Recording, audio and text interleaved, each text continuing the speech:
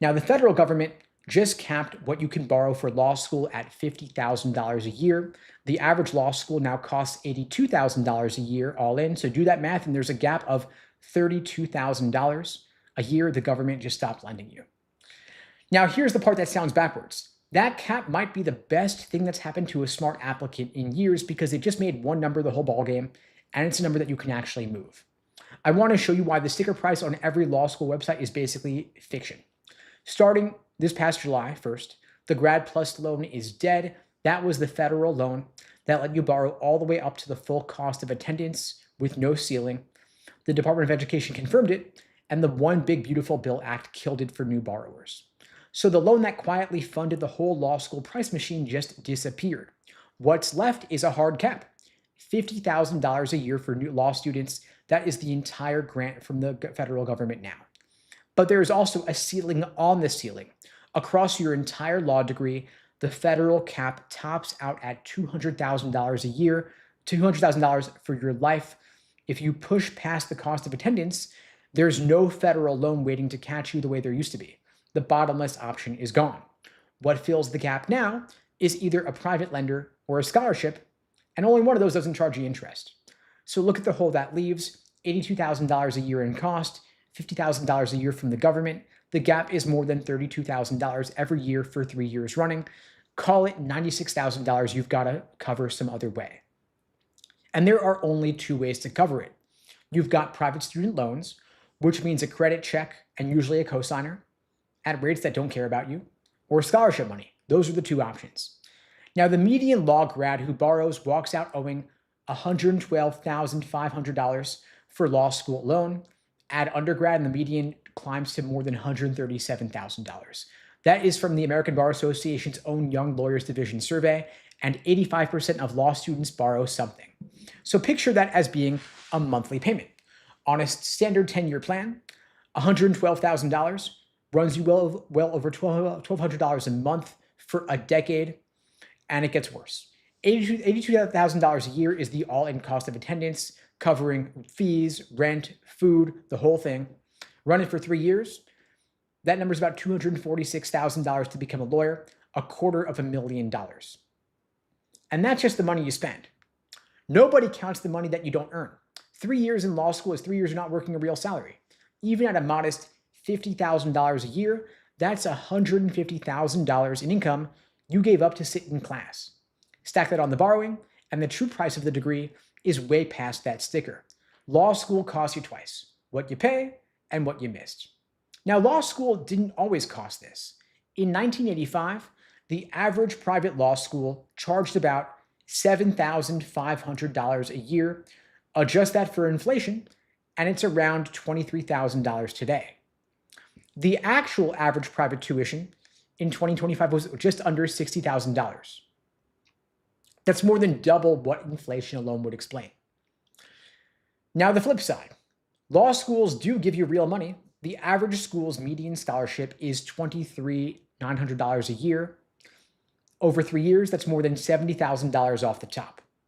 The catch is who gets it and why. Almost nobody pays full sticker. 79% of law students get some grant money just to show up. Fewer than 1 in 5 actually pay the number on the website.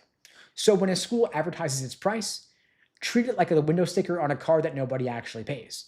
The real price is a negotiation. Forget the sticker price. The number that actually decides your life is the net price, what you actually pay after scholarships. Imagine 2 students at the same school, same classes. They could walk out $180,000 apart across 3 years. The difference is entirely who negotiates from a position of strength. Now, there's something else buried in that debt number.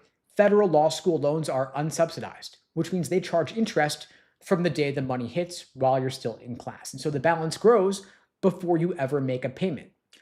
Borrow 6 figures over 3 years, and with interest piling up the whole time, you're paying back not $100,000, you're paying back closer to $130,000. Now, you cannot walk away from this debt. Student loans are about the only debt bankruptcy will not erase. If you lose the job, you hate the career, change your mind, the loan doesn't care. And only about 7% of law students get a full ride scholarship or better. So if your plan is that I'll just get a free ride, the odds are that you won't. It's all based on the strength of your numbers. Now, about 36% of law students, more than 1 in 3, get half tuition or more off. That's an easier target to hit. Half tuition at a real law school is $30,000, $40,000, sometimes $50,000 a year back in your pocket. And these offers compete. You can negotiate with them. A better number from a peer school is a bargaining chip. You take it back to your first choice and ask them to match it. And schools do that all the time.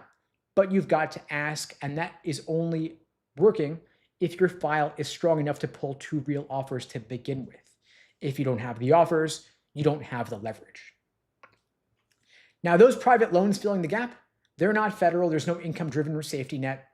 No forgiveness down the line. The rate is tied to your credit, and you've got to have a cosigner in many cases.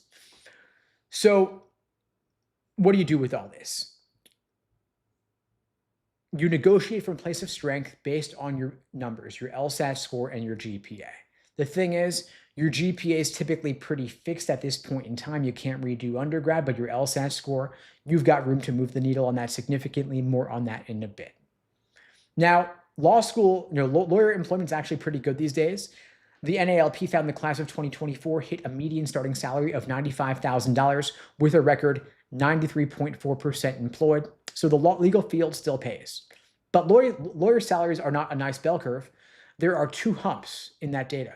More than half of new lawyers start between $55,000 and $100,000. Then a second spike way over on the right at $225,000. That's big firm money.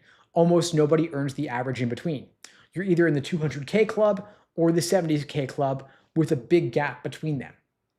Now, whether law school is a smart deal or a money trap comes down to how much you borrow and which hump you land on.